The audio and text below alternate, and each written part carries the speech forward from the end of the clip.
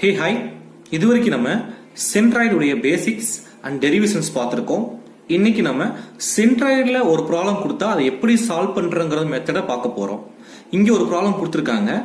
Locate the centroid of the area shown in the figure. கீழே கொடுத்துக்கூடிய ஃபிகருடைய area கேட்டிருக்காங்க. இது engineering mechanics கொட்டீஸ்வரன் புக்ல இருந்து எடுத்திருக்கோம் ப்ராப்ளம். பேஜ் நம்பர் பாத்தீங்கன்னா 433. அங்க நம்ம கொஸ்டின் எடுத்திருக்கோம். இங்க ஒரு கொஸ்டின்ஸ் கொடுத்திருக்காங்க. சோ இங்க பாத்தீங்க அப்படின்னா we are having the lot of areas portions கொடுத்திருக்காங்க. கரெக்டா? இப்போ இந்த ஏரியா பாத்தீங்க அப்படின்னா நமக்கு ஃபர்ஸ்ட் என்ன செய்யணும் அப்படின்னா we have to convert unknown shape into the known shape. நமக்கு தெரிஞ்ச ஷேப்பா மாத்த போறோம். சோ இங்க பாத்தீங்க அப்படின்னா இப்படி ஒரு ஸ்ட்ரக்சர் இருக்கு. ஃபர்ஸ்ட் இது தெரிஞ்ச ஷேப் நான் பார்க்க போறேன். இங்க ஒரு செமி சர்க்கிள் இருக்கு. இது எனக்கு பார்க்கவே தெரியுது. இது ஒரு ஷேப். ஓகே, இது தவிர்த்து வேற என்னப்பா இருக்கு? இங்க ஒரு சின்ன ரெக்டாங்குலர் இருக்கு. கரெக்ட். இப்போ ரெண்டுமே எனக்கு தெரிஞ்ச ஷேப். இப்ப இந்த பர்டிகுலர் ஸ்ட்ரக்சரை நான் பிரேக் பண்ணேன் அப்படின்னா நான் எப்படி பிரேக் பண்ணா எனக்கு எந்த விதமான ஸ்ட்ரக்சர் வருங்கிறது ஜஸ்ட் தெரிஞ்சிருக்கணும். இப்ப என்ன பண்ண போறேன் அப்படின்னா இந்த பாயிண்ட்ல இருந்து இந்த பாயிண்ட் வரைக்கும் 110 கொடுத்துருக்காங்க. கரெக்டா? இந்த ஒய் ஆக்சிஸ்ல இருந்து இந்த எக்ஸ் ஆக்சிஸ் பாத்தீங்கன்னா 110 mm.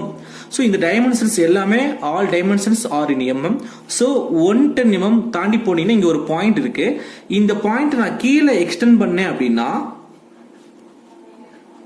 I can get the rectangle. கரெக்டா? சோ நல்லா பாருங்க, இந்த பாயிண்ட் அப்படி கீழே எக்ஸ்டெண்ட் பண்ணினா I can get the what? one rectangle. ஒரு ரெக்டாங்கிள் கிடைக்குதா?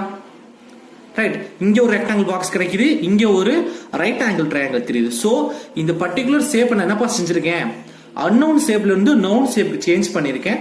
So I can get the four shapes. Right. I am going to write the name. இது எனக்கு தெரிஞ்சிருக்க shape number 1 known shape. Then இந்த ட்ரையாங்கிள் நம்பர் 2. Then இந்த rectangle இருக்குல்ல, இது பேர் இன்னர் ரெக்டாங்கிள். ஏன்னா உள்ள இருக்கனால இன்னர் ரெக்டாங்கிள் சொல்லிக்கலாம். நம்பர் 3. Then இந்த particular semi circle number 4. So என்ன செஞ்சிருக்கேன்? unknown portion unknown ஷேப்ல இருந்து known portion known ஷேப் நான் சேஞ்ச் பண்ணிருக்கேன். அவ்வளவுதான். சோ கொடுத்திருக்க ஸ்ட்ரக்சரை ஃபர்ஸ்ட் நான் பிரேக் பண்ணிட்டேன். இது ஃபர்ஸ்ட் மெத்தட், ஃபர்ஸ்ட் ஸ்டெப் இதான். தென் செகண்ட் பாத்தீங்க அப்படின்னா நமக்கு சென்ட்ராய்டை பொறுத்த வரைக்குமே ஃபார்முலாஸ் அவங்க கொடுத்திருக்காங்க புக்ல. அது பாத்தீங்கன்னா சே ஃபார் எக்ஸாம்பிள் இங்க செமி சர்க்கிள் இருக்குன்னா செமி சர்க்கிளுக்கு சென்ட்ராய்டு எங்க ஆக்ட் ஆகும், இந்த ரெக்டாங்கிளுக்கு சென்ட்ராய்டு எங்க ஆக்ட் ஆகும் சொல்லிட்டு அவங்க கொடுத்திருப்பாங்க. இப்போ இந்த ரெக்டாங்கிள் இருக்குன்னா சென்ட்ராய்டு எங்க ஆக்ட் ஆகும்? breadth by 2 for x bar, y bar பாத்தீங்கன்னா h by 2. இது எங்க நம்ம எடுப்போம் அப்படின்னா கொட்டீஸ்வரன் புக்லயும் சரி வேலமுரளி புக்லயும் சரி அவங்க வந்து ஃபார்முலாஸ் கொடுத்திருப்பாங்க.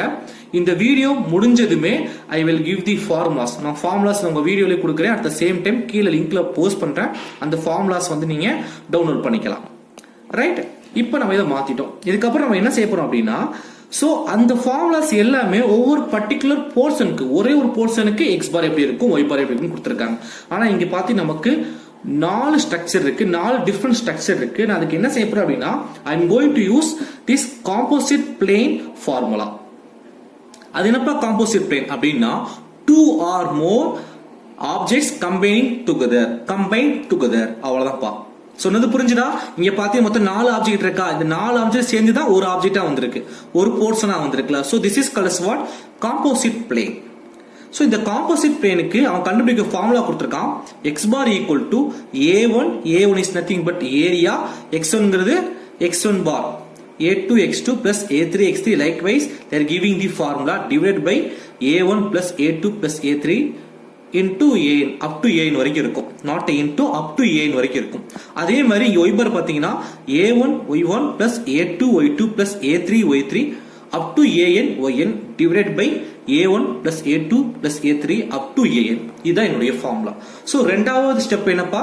ஃபர்ஸ்ட் ஸ்டெப் முடிஞ்சிருச்சு. நம்ம unknown போர்ஷன் வந்து known போர்ஷனுக்கா மாத்திட்டோம். செகண்ட் ஸ்டெப் என்னது? அப்போ என்ன ஃபார்முலா யூஸ் பண்ணுங்க நம்ம தெரிஞ்சுக்கிட்டோம். x bar y bar தனியா தெரிஞ்சிருச்சு. மூணாவது ஸ்டெப் என்ன அப்படின்னா நம்ம கொடுத்திருக்கிற ஷேப்ல எது சப்ட்ராக்ட் பண்ணிருக்காங்க எது ஆட் பண்ணிருக்காங்க. அது என்ன சார் சப்ட்ராக்ட் பண்ணிருக்காங்க ஆட் பண்ணிருக்காங்க நீ சொல்றது எனக்கு புரியல அப்படின்னா இங்க நான் ஒரு ஸ்ட்ரக்சர் வரைய போறேன். நம்மள்ட்ட ஒரு ரெக்டாங்கிள் பாக்ஸ் இருக்கு. இந்த ரெக்டாங்கிள் பாக்ஸ் மேல இன்னொரு ஆப்ஜெக்ட் நான் வைக்க போறேன். அது ஒரு ட்ரையாங்கிள் ஆப்ஜெக்ட் வச்சுட்டேன். இப்போ இதுக்குரிய எக்ஸ் பார் எப்படி கண்டுபிடிக்கலாம் அப்படின்னா x bar equal to a1 x1 plus a2 x2 divided by a1 plus a2. அது ஏன் சார் நான் பிளஸ் போட்டேன் அப்படின்னா இந்த பர்டிகுலர் ரெக்டாங்குலருக்கு மேல இன்னொரு ஆப்ஜெக்ட் எக்ஸ்டெண்ட் ஆன மாதிரி தெரியுது அந்த ஸ்ட்ரக்சரை பார்க்கிறதுக்கு. So that's I am writing that positive sign plus use பண்ணியிருக்கோம். ஸோ இன்கேஸ் இப்போ இந்த ஆப்ஜெக்ட்குள்ள ஒரு சின்ன ஒரு ஹாலோ ஸ்ட்ரக்சர் இருக்குப்பா, இந்த ஆப்ஜெக்ட்குள்ள சின்ன ஒரு ஹாலோ ஸ்ட்ரக்சர் இருக்கு அப்படின்னா இதை நான் மென்ஷன் பண்ணணும் அப்படின்னா here I am going to write that minus a3x3 divided by minus a3. சொன்னது புரிஞ்சுதா? ஒன்னுங்கிறது பாத்தீங்கன்னா இந்த ஸ்ட்ரக்சர் இது நம்பர் 1, இது நம்பர் 2, இந்த ஸ்ட்ரக்சர் நம்பர் 3. சோ இந்த ரெக்டாங்கிளுக்கு மேல இந்த ட்ரையாங்கிள் பாத்தீங்கன்னா எக்ஸ்டெண்ட் ஆயிருக்கு. அதனால தான் நம்ம என்ன செஞ்சிருக்கோம் a1x1 plus a2x2 போட்டிருக்கோம். இங்கனுக்குள்ள பாத்தீங்கன்னா ஒரு ஹாலோ ஹோல் ஒன்னு இருக்கு, அதை மென்ஷன் பண்றதுக்காக minus a3x3 divided by a1 plus a2 minus a3. Minus வந்ததுக்கு காரணம் பாத்தீங்கன்னா அந்த பர்டிகுலர் ஆப்ஜெக்ட்ல இருந்து நம்ம சப்ட்ராக்ட் பண்ணிருக்கோம், அதனால நம்ம மைனஸ் மென்ஷன் பண்றோம். இப்போ நான் சொன்னதுதான் மூணாவது மெத்தட். திரும்ப ரிமைண்ட் பண்றேன். ஃபர்ஸ்ட் பாத்தீங்க அப்படின்னா அன்னோன்ல இருந்து நவுன் ஸ்ட்ரக்சரா மாத்தணும். செகண்ட் பாத்தீங்கன்னா இந்த காம்போசிட் பிளேன், இந்த காம்போசிட் பிளேனோட ஃபார்முலா, இந்த ஃபார்முலா எப்படி ரீஅரேஞ்ச் பண்றது, பிளஸ் எப்ப போடணும் மைனஸ் எப்ப போடணுங்கிறத ஒரு எக்ஸ்பிளனேஷன் நம்ம கொடுத்தோம். அடுத்த மெத்தட் பாத்தீங்க அப்படின்னா இந்த ஸ்ட்ரக்சர்ல பாத்தீங்கன்னா ரெஃபரன்ஸ் லைன் ஃபிக்ஸ் பண்ணணும். நம்ம ஸ்டார்டிங் கிளாஸே சொல்லிருப்போம், reference line should be the bottom of the object. இந்த ஆப்ஜெக்ட்ல bottom most should be touch with the x axis, x ல டச் பண்ணணும். அதே மாதிரி இந்த லெஃப்ட் சைடு கார்னர் பாத்தீங்க அப்படின்னா touch with the y axis. so this is my reference point. so என்னோட ரெஃபரன்ஸ் பாயிண்ட் பாத்தீங்கன்னா எப்பவுமே கொடுத்திருக்க ஆப்ஜெக்ட் லெஃப்ட் சைடு மோஸ்ட் கார்னர்லயும் at the same time bottom of the ஆப்ஜெக்ட்லயும் இருக்கணும். இதுதான் மெத்தட். சோ இந்த மெத்தட் எப்பவுமே மைண்ட்ல வச்சுக்கணும். இதை பேஸ் பண்ணி தான் நம்ம ஃபர்தரா ப்ராப்ளத்துக்குள்ள சால்வ் பண்ண முடியும். நான் சொன்ன ஃபார்முலாஸ் எல்லாமே இதுதான். எந்த செக்ஷனுக்கு என்ன ஃபார்முலாஸ் யூஸ் பண்ணலாங்கிறது இங்க டேபிள் காலமா கொடுத்துருக்காங்க. நம்மளுடைய யூடியூப் சேனலுடைய டிஸ்கிரிப்ஷன்ல இதை டவுன்லோட் பண்ணக்கூடிய லிங்க் நான் உங்களுக்கு கொடுக்குறேன், அதை நீங்க டவுன்லோட் பண்ணிக்கலாம்.